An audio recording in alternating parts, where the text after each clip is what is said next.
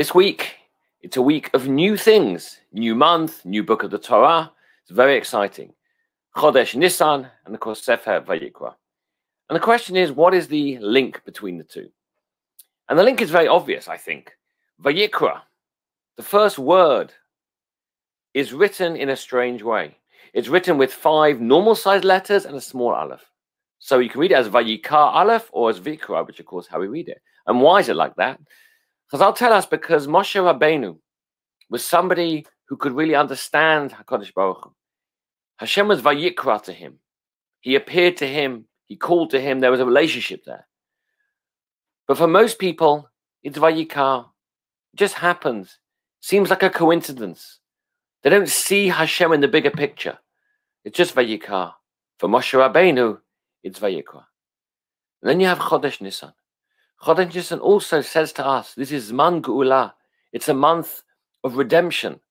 A month of people seeing Hashem's hand in taking his nation out of the land of Egypt, onwards to Har Sinai and onwards to Eretz Israel.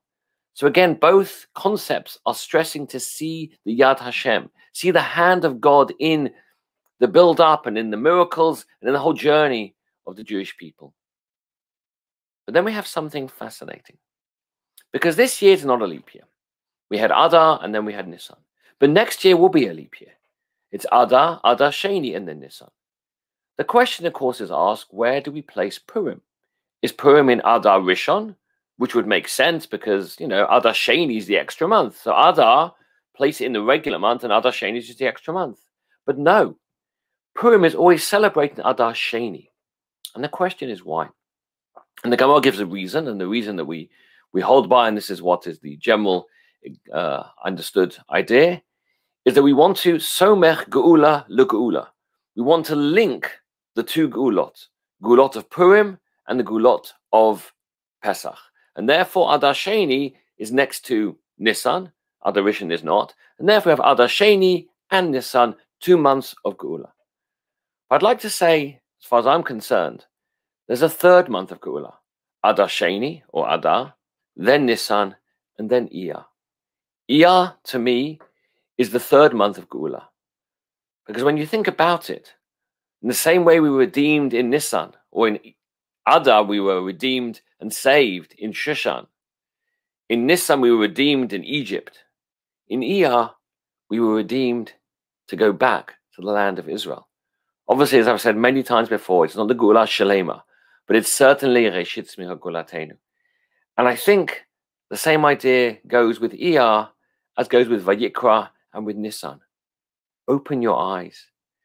If we can't see the miracle of the Jewish people in the modern era, we can't see the call that Hashem has given to us over the ages to bring us back to the land of Israel, then we're blind.